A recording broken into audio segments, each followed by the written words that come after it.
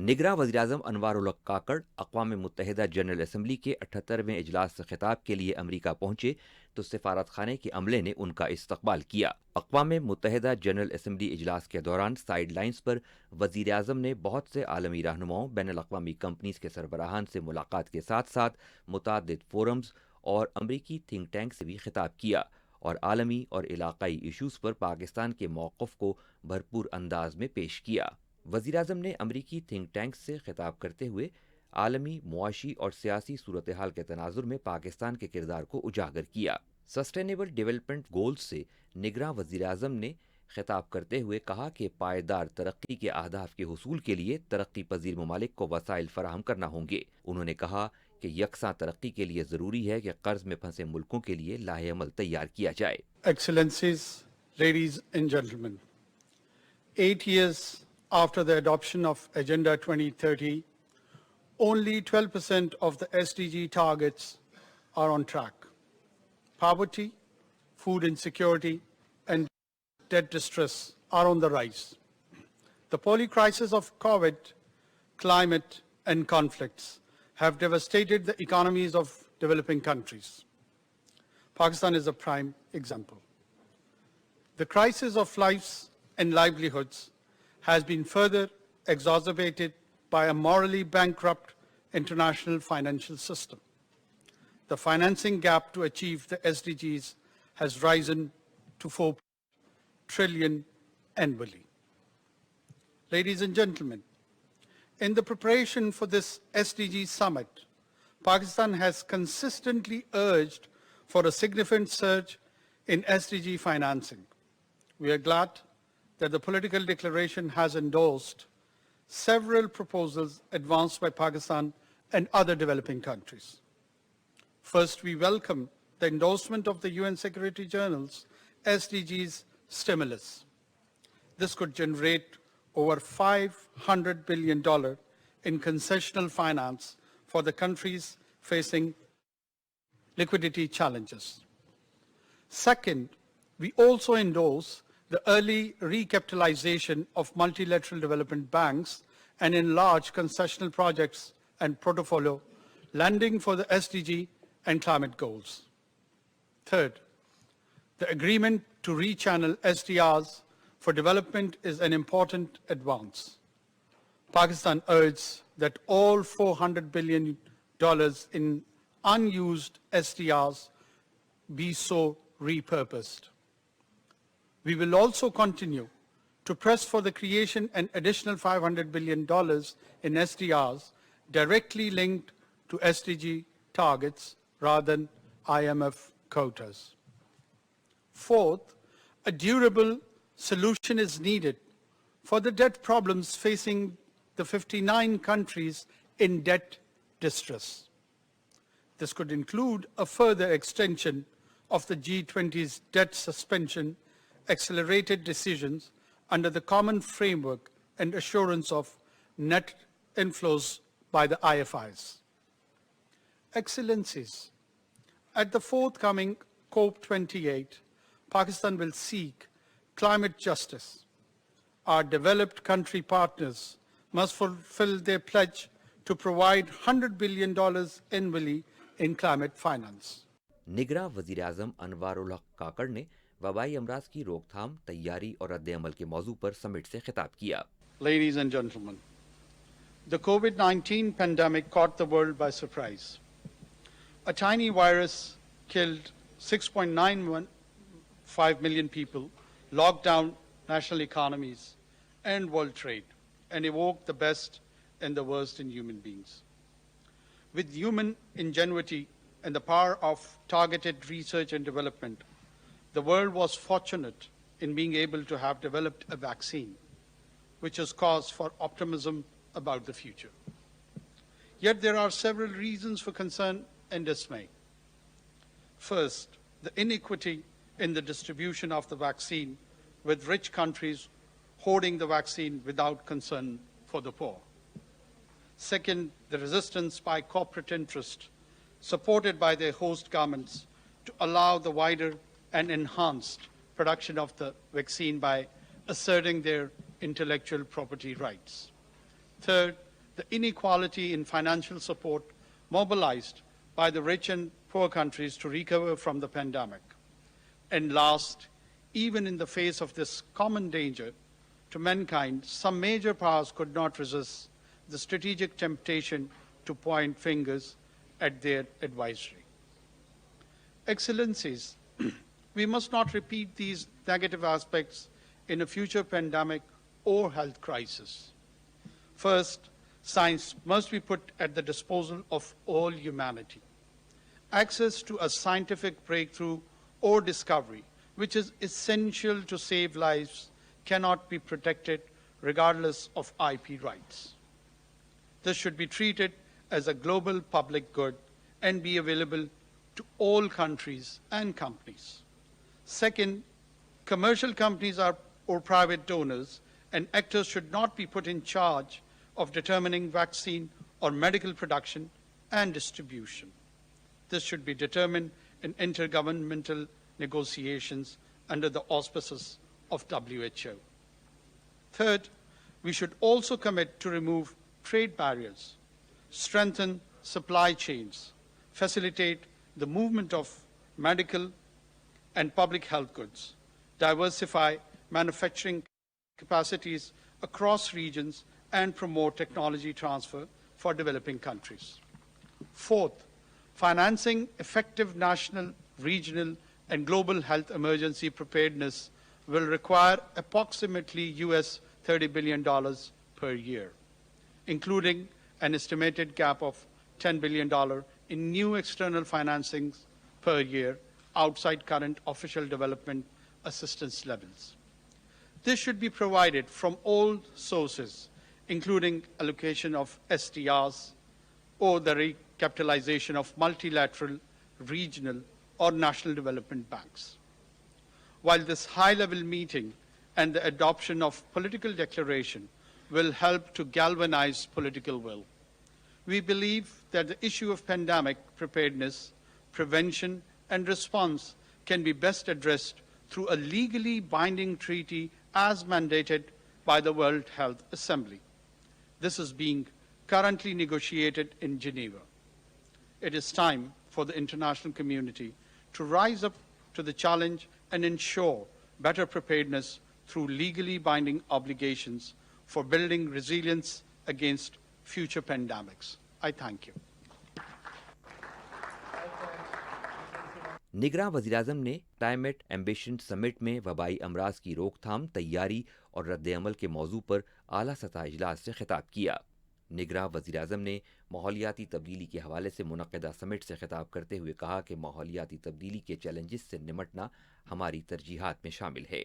Excellencies, disaster risk management is a cross-cutting priority in our National Adaptation Plan.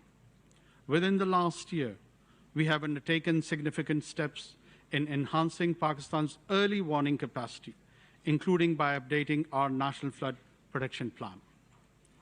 Excellencies, although Pakistan has not contributed to the problem of global warming, we have chosen to be a part of the solution. Pakistan seeks to produce 60% of its energy from renewable sources by 2030. This energy transition will cost over US $100 billion and will require international support. Excellencies, while economic arguments are constructed around climate change, a cultural nuance deserves attention too, which can contribute towards the solution-based approach on the climate change crisis. The Holy Quran says in Surah Yunus, verses 14, ثُمَّ جَعَلْنَاكُمْ خَلَائِفَ فِي الْأَرْضِ مِنْ بَعْدِهِمْ لِنَنْظُرَ كَيْفَ تَعْمَلُونَ. Thus we have made you trustee on the earth after them to see how you would act. Therefore, Islam promotes a responsibility to protect the environment, utilize and harness natural resources efficiently, and undertake a sustainable and equitable approach towards nature as a public good. Such a mindset must derive climate action today. To achieve the climate goals, all of us, rich and poor, north and south, must therefore raise our ambition. Yet climate justice also entails providing developing countries like Pakistan with the financial and technological means to realize these higher ambitions. This will be the litmus test of solidarity and perhaps for the survival of our species on our injured planet. I thank you.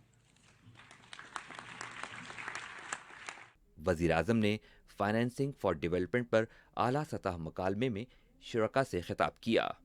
Mr. President, the Secretary General, Excellencies, distinguished guests, ladies and gentlemen, allow me to express Pakistan's appreciation to you, Mr. President, for convening this important dialogue. Mr. President, we must implement all commitments undertaken at the SDG Summit, in particular the SDG stimulus, rechanneling of SDRs, enlarged lending by the multilateral development banks, and resolving the debt issues. Yet, given the large financing gap, developing countries will also need to mobilize private investment to achieve the SDGs.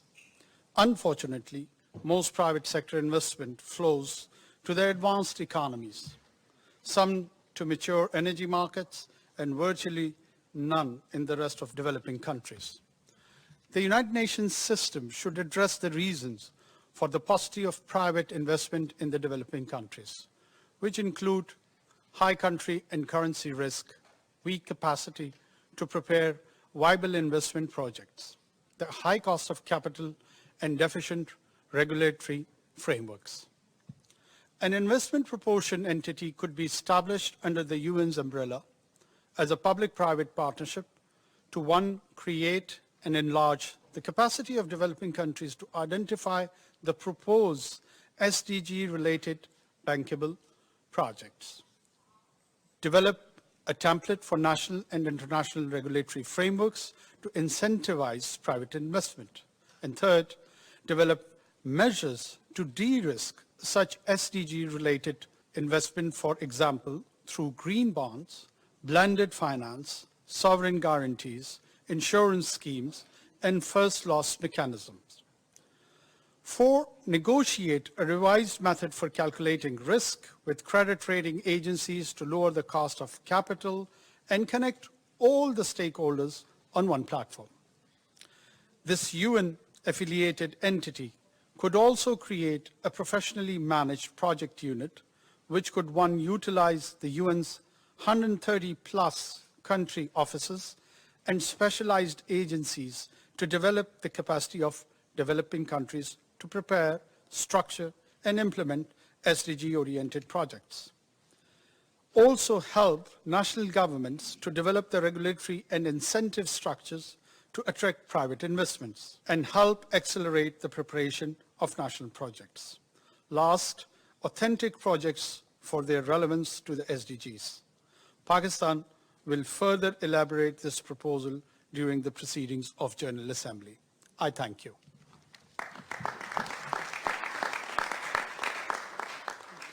निगरां वज़ीर-ए-आज़म ने bill and Melinda Gates foundation के शरीक chairman से मुलाकात की। मुलाकात में polio के खात्मे, सिनफी मुसावात, ग़िज़ाइयत और मालियाती शमूलियत पर तबादला ख्याल किया। वज़ीर-ए-आज़म ने ग्लोबल डेवलपमेंट इनिशिएटिव फोरम से खिताब किया। वज़ीर-ए-आज़म ने पाकिस्तानी निजात शिमाली अमरीका के डॉक्टरों की तंजीम से मुलाकात की। निगरां वज़ीर-ए-आज़म पाकिस्तान ने शिमाली अमरीका के डॉक्टरों की तंजीम के पाकिस्तान में समाजी बहबूद, तालीमी और तिब्बी इमदादी मिशंस और प्रोग्रामों को काबिल सताइश करार दिया। अमरीका के निजी टीवी चैनल CNN से इंटरव्यू के दौरान वज़ीर-ए-आज़म ने पाक अमरीका ताल्लुकात समेत आलमी अमन और पायदार मुआशी अहदाफ पर बात की। PTV को अपने खुसूसी इंटरव्यू में बात करते हुए वज़ीर-ए-आज़म ने पाकिस्तान को दरपेश मसाइल और उनके मुमकिना हल की निशानदही की और कनाडा में होने वाले अफसोसनाक वाक़े पर शदीद तशवीश का इजहार किया। उनका कहना था कि भारतीय हिंदुत्व पॉलिसी पूरे खित्ते की सिक्योरिटी के लिए एक बहुत बड़ा ख़तरा है।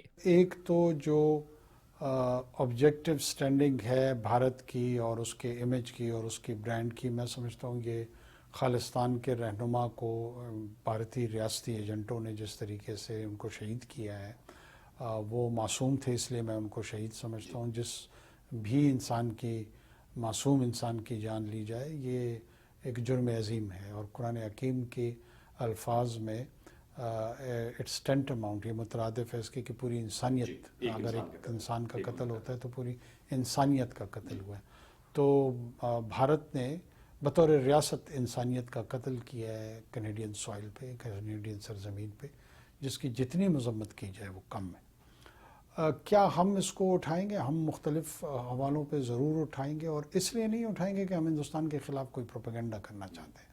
हम इसलिए ये नुक्ता उठा रहे हैं कि जो हकीकत घिनौनी छुपी हुई है हिंदुत्व की सियासी एजेंडे के पीछे, जिसमें फैशिज़म और शोविनिज़म बहुत डीप रूटेड है, ये इतना ख़तरनाक फिनोमेना है कि ये पूरे ख़ित्ते को और ख़ित्ते के साथ साथ बाकी मानदा दुनिया को भी जंग के आग के शोलों में लपेट सकता है। ये एक इंसान फ़र्द वाहिद को मारने की हद तक मसला नहीं है, और ये उससे ज़्यादा बड़ा मसला है। हम उस बड़े मसाइल को और बड़े मसले को उजागर करने में अपना किरदार अदा करते रहेंगे। कल का फोरम तो एक मौका है, उस पर भी जहाँ जहाँ हमें मौका मिलेगा हम ज़रूर बात करेंगे। वज़ीर-ए-आज़म पाकिस्तान ने ईरान और उज़्बेकिस्तान के सदूर से मुलाकातें की। मुलाकात में दो तरफ़ा अमूर पर तबादला ख्याल किया गया। निगरां वज़ीर-ए-आज़म अनवारुल-हक काकड़ ने अक़वाम मुत्तहिदा के सेक्रेटरी जनरल एंटोनियो गुटेरेस से भी मुलाकात की। मुलाकात में बाहमी दिलचस्पी के उमूर और दो तरफ़ा ताउन के फ़रोग़ पर तफसीली तबादला ख्याल किया गया। निगरां वज़ीर-ए-आज़म ने अमरीका के मारूफ think tank council on foreign relations से खिताब करते हुए कहा कि पाकिस्तान और अमरीका के दरमियान तिजारत और सरमायाकारी समेत दीगर शोबों में ताउन को फ़रोग़ देने के लिए पुरअज़्म हैं। Distinguished guests, ladies and gentlemen, I'm delighted to speak today at the Council on Foreign Relations. I speak to you at a pivotal moment in our country's history. In the coming months, the people of Pakistan will elect a new government. The Caretaker government's mandate is to facilitate free, fair, and transparent elections. We are committed to abiding by the principles of democracy that are enshrined in Pakistan's constitution. My government will work diligently to ensure that the people of Pakistan are fully represented in the government that would be formed. A stable and democratic Pakistan is not just a domestic priority, it forms the bedrock of our partnership with countries like the United States. Ladies and gentlemen, the shared value of democracy, human rights, and rule of law have been the foundation of Pakistan-US enduring partnership spanning over decades and will continue to do so as we revitalize this relationship. Both our countries have prospered whenever we have worked together. We share common values and are committed to the same national and international goals. Today, as we celebrate 76 years of our long-standing ties, I'm happy to note that we are witnessing a brisk momentum in building a standalone, broad-based, and sustainable relationship with the United States, seen not through the lens of any other country. Our relationship is based on convergence and mutuality of interests. Our bilateral agenda encompasses security cooperation, trade and investment, IT, energy, climate change, agriculture, as well as overall connectivity and enhanced people-to-people linkages through greater education and cultural exchanges. Our joint efforts such as Green Alliance Framework will help counter climate change, build resilient infrastructure, improve public health, and combat food insecurity. On economic collaboration, we recently saw the revival of Pakistan-US Trade and Investment Framework Agreement after a gap of 8 years. The forum has taken momentous decision for now and future, which should pave the way for enhanced investment in Pakistan. The United States is our largest export destination. Over the past year, Pakistan's total exports to the US reached an impressive US $8.4 billion. We need to work on US investment in Pakistan. As Caretaker Prime Minister, I'm making it a priority to improve Pakistan's business climate and attract US capital and expertise. More than 80 US enterprises are already operating and thriving in Pakistan, contributing to our mutual prosperity. This constitutes a good infrastructure for investment on which we can build further investment partnership. To attract FDI, we have recently set up the Special Investment Facilitation Council to make Pakistan an attractive destination for investment and innovation in key areas such as agriculture, mining and minerals, information technology, energy, and defense production. Ladies and gentlemen, the people of Pakistan have always had tremendous cultural affinity for the US. Our brightest young men and women aspire to study in US colleges and universities through several scholarship programs, including the best performing Fulbright scholarships. We look forward to enhancing educational cooperation. Pakistani American community in the US is numerous, dynamic, and robust. There are nearly 1 million Pakistani Americans or Americans of Pakistani origin living in the US, excelling in all fields here and acting as a bridge between Pakistan and the United States. Ladies and gentlemen, we are living in a time when the world's security challenges have grown increasingly complex. We are witnessing shared threats and challenges that transcend borders such as military conflicts, terrorism, climate change, food insecurity, rising number of refugees, growing economic divide between the rich and poor, and the continuing COVID-19 pandemic. These grave issues continue to affect billions of lives worldwide and undermine global peace and security. These shared challenges provide a new and urgent impetus for Pakistan and the United States to strengthen our partnership in pursuit of mutually agreed and mutually beneficial solutions. As Pakistan still recovers from last year's devastating climate-driven floods, we are keenly aware of the great threats posed by a warming planet. Pakistan contributes less than 1% of global greenhouse gas emissions. Yet we find ourselves on the front lines of climate chaos. Pakistan is working hard to mitigate carbon emissions and transition to renewable, but we and other developing nations cannot shoulder the burden alone. Pursuing climate justice requires a collective response with far greater action and industrialized nations. Pakistan led the establishment of Loss and Damage Fund at COP27 summit last year to provide financial assistance to nations most vulnerable and impacted by the effects of climate change. However, more work is needed to help safeguard our shared future. I want to take a moment to thank the United States for its invaluable assistance during the devastating floods last year. Such gestures signify the potential of what we can achieve together. Ladies and gentlemen, the resurgence of terrorist threat by dangerous entities like TTP and ISIS-K is a matter of grave concern for Pakistan and the entire international community. We must stand united in the face of this newly emerging threat, just as we have done before, to ensure the safety and security of our people. A stable Afghanistan continues to remain an important foreign policy priority for Pakistan and the United States. We welcome the U.S. direct engagement with the Afghan government, and on our part, would continue to push them to honor their commitments to women's rights, girls' education, and ensuring the Afghan soil is not used for terrorist attacks against other countries. Ladies and gentlemen, Pakistan understands that peace and stability in its neighborhood is an essential prerequisite for economic prosperity and social sector development. In this spirit, we desire to have peaceful relations with all countries in the region and beyond. We do not wish to join any camp politics. Pakistan has successfully maintained good relations with both the US and China in the past and would continue to do so.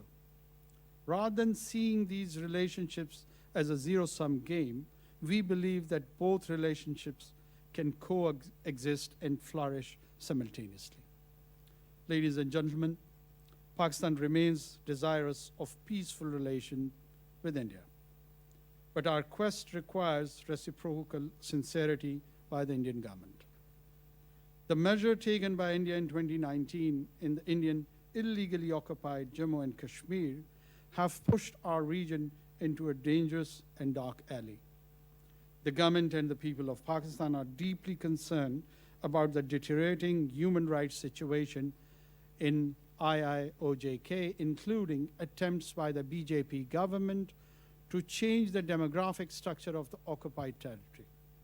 The rising wave of Hindutva-inspired anti-Muslim extremism in India and other minorities should be a matter of deep concern for the entire international community, including the US. We urge the US administration to persuade the Indian government that without amicably resolving the Kashmir dispute, as per the wishes of the people of Jammu and Kashmir, we cannot free the people of South Asia from perennial instability.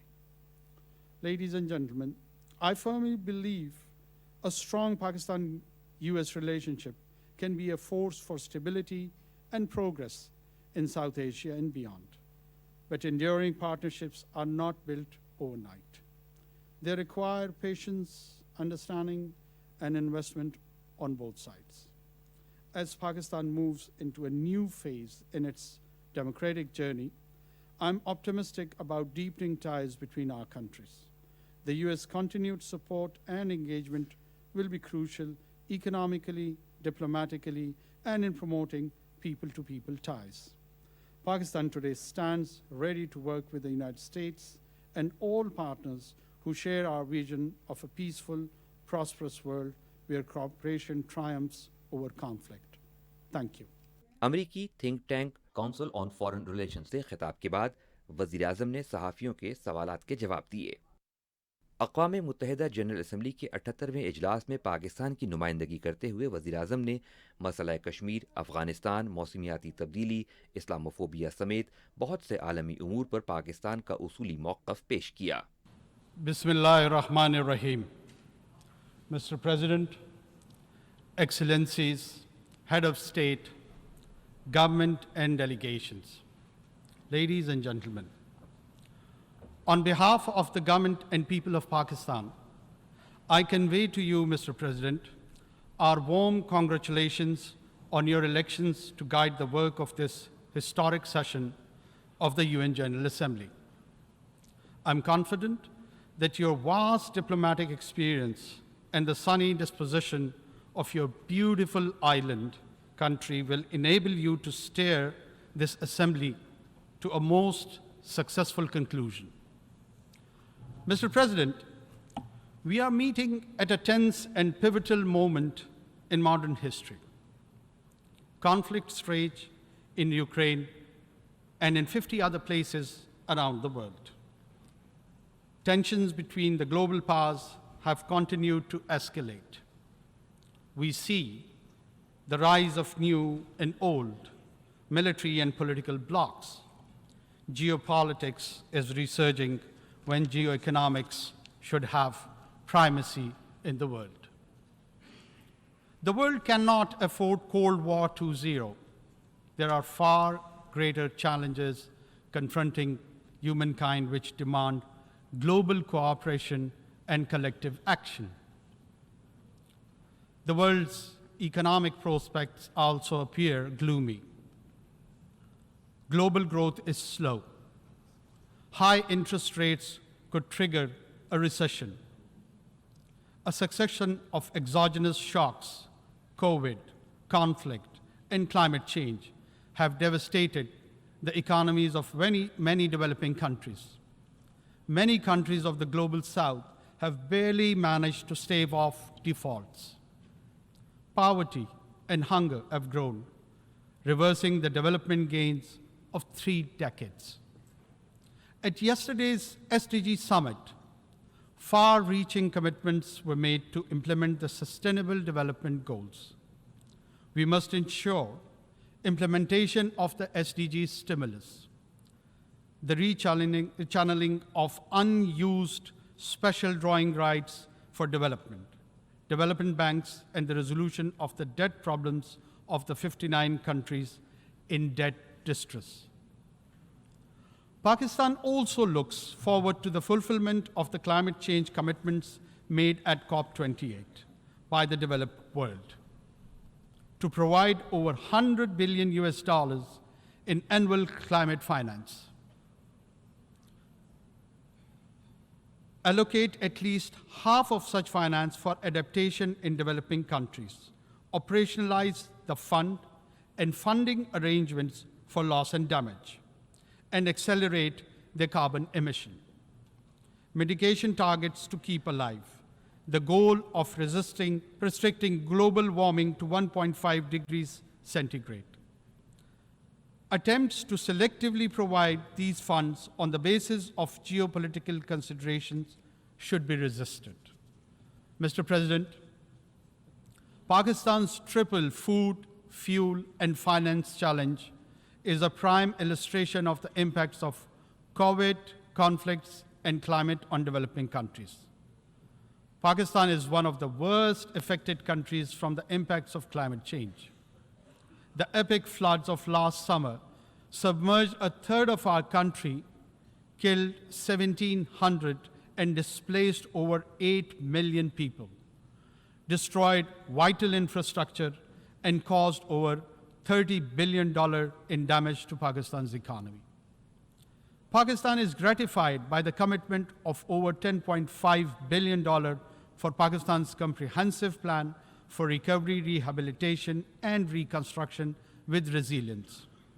The 4RF plan at the Geneva conference last January.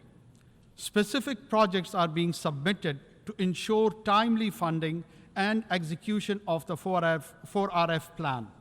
I hope our development partners will accord priority to allocation of funds for our resilient recovery plan, which has been costed at $13 billion. Mr. President, Pakistan government is committed to rapid economic recovery. We will stabilize our foreign exchange reserves and our currency, expand domestic revenues, and most importantly, mobilize significant domestic and external investment. Facilitation Council, SIFC, to expedite investment decisions. 28 projects have been identified in priority sectors: agriculture, mining, energy, and IT, for implementation in collaboration with Pakistan's partners. Pakistan's long-term shift to geoeconomics is well underway. The second phase of the China-Pakistan Economic Corridor has been initiated, covering railway, infrastructure, and manufacturing projects. Pakistan also looks forward to the early implementation of the connectivity projects with Central Asia. Mr. President, development depends on peace.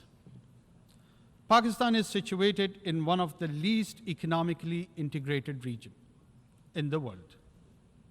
Pakistan believes that region develops together. Therefore, Pakistan desires peaceful and productive relations with all our neighbors, including India. Kashmir is the key to peace between Pakistan and India. The Jammu and Kashmir dispute is one of the oldest issues on the agenda of the Security Council. India has evaded implementation of the Security Council's resolutions, which call for the final disposition of Jammu and Kashmir to be decided by its people through UN-supervised plebiscite. Since 5th August 2019, India has deployed 900,000 troops in illegally occupied Jammu and Kashmir to impose the final solution for Kashmir. To this end, India has imposed extended lockdowns and curfews, jailed all genuine Kashmiri leaders, violently suppressed peaceful protests, resorted to extrajudicial killings of innocent Kashmiris in fake encounters, and so-called cordon and search operations, and imposed collective punishments destroying entire villages. Access to occupied Kashmir, demanded by the UN High Commission for Human Rights and over a dozen special rapporteurs, has been denied by New Delhi. Mr. President, the UN Security Council must secure the implementation of its resolution on Kashmir. The UN Military Observer Group for India and Pakistan should be reinforced. Global powers should convince New Delhi to accept Pakistan's offer of mutual restraint on strategic and conventional weapons. Mr. President, peace in Afghanistan is a strategic imperative for Pakistan. Pakistan shares the concern of international community with respect to Afghanistan, particularly the rights of women and girls. Yet we advocate continued humanitarian assistance to a destitute Afghan population in which Afghan girls and women are the most vulnerable, as well as revival of the Afghan economy and implementation of the connectivity projects with Central Asia. Pakistan's first priority is to prevent and counter all terrorism from and within Afghanistan. Pakistan condemns the cross-border terrorist attacks against Pakistan by the TTP, Daesh, and other groups operating from Afghanistan. We have sought Kabul's support and cooperation to prevent these attacks. However, we are also taking necessary measures to end this externally encouraged terrorism. Mr. President, Pakistan welcomes the progress made towards ending the conflicts in Syria and Yemen. In particular, we warmly welcome the normalization of relations between the Kingdom of Saudi Arabia and the Islamic Republic of Iran. Unfortunately, the tragedy of Palestine continues. With Israeli military raids, airstrikes, expansion of settlements, and eviction of Palestinians, durable peace can be established only through a two-state solution and the establishment of a viable and contiguous Palestinian state within the pre-June 1967 borders, with Al-Quds al-Sharif as its capital. Mr. President, UN peacekeeping has been a success story. Over more than 6 decades, Pakistan has contributed 230,000 peacekeepers in 47 missions across the world. Today, UN peacekeepers face complex and unprecedented challenges, especially from criminal and terrorist groups, as in the Sahel. We must ensure the safety and security of peacekeepers. Pakistan shall continue to work with the UN to develop the capabilities and more robust mandates required for successful enforcement actions by UN and international forces where needed. Mr. President, we must counter all terrorists without discrimination, including the rising threat posed by far-right extremist and fascist groups, such as Hindutva-inspired extremists threatening genocide against India's Muslims and Christians alike. We also need to oppose state terrorism, address the root cause of terrorism, such as poverty, injustice, and foreign occupation, and distinguish genuine freedom struggles from terrorism. Pakistan prospers the creation of a committee of the General Assembly to oversee the balanced implementation of all 4 pillars of the global counter-terrorism strategy. Mr. President, our progress based on rich history of cooperation, understanding, exchange, and synthesis of ideas among civilization is impearled today. The narratives advocating a clash of civilization have done considerable harm to humanity's progress. Such ideas have done considerable harm to humanity's progress. Such ideas have bred extremism, hatred, and religious intolerance, including Islamophobia. Make no mistake, it's a latent threat that undermines millennia of progress. We need to cherish and celebrate our diversity and different ways of life, mutual respect, sanctity of religious symbols, scriptures, and personage should be ensured. While Islamophobia is an age-old phenomenon, however, after the 9/11 terrorist attacks, it has assumed epidemic proportions, as manifested in the negative profiling of Muslims and attacks on Islamic sites and symbols, such as the recent public burnings of the Holy Quran. Last year, this assembly adopted a resolution proposed by Pakistan on behalf of the OIC, declaring 15th March as the International Day to combat Islamophobia. Earlier this year, the Human Rights Council adopted an OIC resolution submitted by Pakistan urging states to outlaw the burning of the Holy Quran and similar provocations. We welcome the legislation initiated by Denmark and contemplated by Sweden towards this end. Pakistan and the OIC countries will propose further steps to combat Islamophobia, including the appointment of a special envoy, creation of an Islamophobia data center, legal assistance to victims, and an accountability process to punish Islamophobic crimes. Mr. President, the complex global and regional challenges that the world faces today can be best addressed through effective multilateralism within the framework of the United Nations.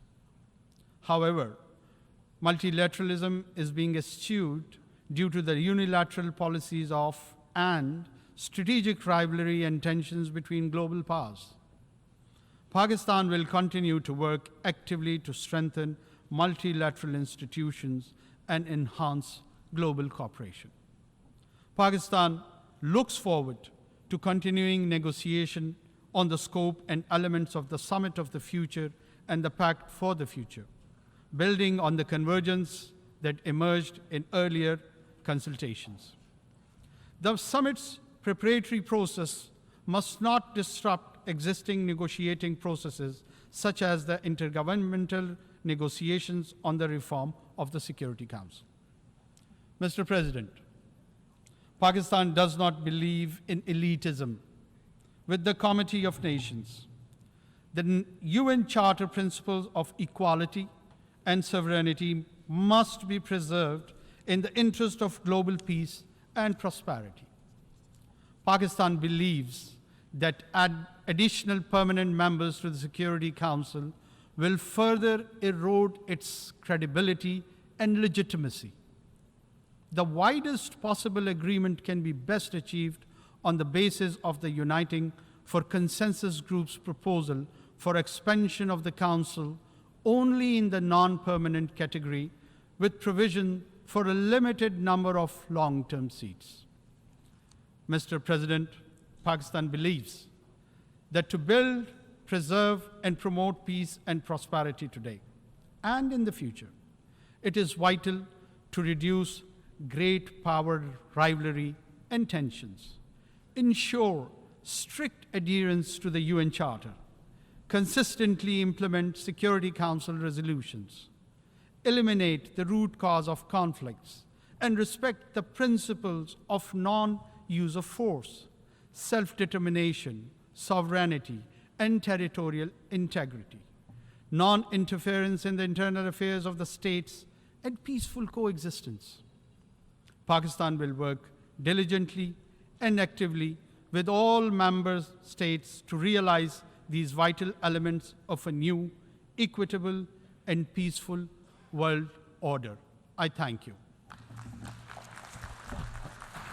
5 रोज़ा अमरीकी दौरे के इख्तिताम पर निगरान वज़ीर-ए-आज़म ने एक press conference में तमाम मसरूफियात के बारे में न्यूज़ ब्रीफिंग दी। अगर आप समझते हैं कि कश्मीर में जो इंसानी अलमिया जन्म दे रहा है रियासत पाकिस्तान, اس حوالے سے اس لفظ کا استعمال نہ کرے کہ وہ بہت سخت دکھائی دے گا، تو میں نرم لہجے میں آپ کو کہتا ہوں کہ اس سے علاوہ کوئی آلٹرنیٹ لفظ مجھے انگریزی زبان میں نہیں مل رہا تھا جس کو میں بیان کر سکتا، ایکسپلین کر سکتا کہ وہاں پہ حقیقی صورتحال ہے کیا۔ کشمیری جان سے جا رہے ہیں، ان کی ہزاروں لوگوں کی، خواتین کی عزتیں لٹی ہیں، سینکڑوں ہزاروں کشمیری ایکسٹرا جوڈیشل کلنگ میں جان سے ہاتھ دھو بیٹھے ہیں، والدین تھے ان کے، مائیں تھی ان کی، بہنیں تھی ان کی، they had loved ones۔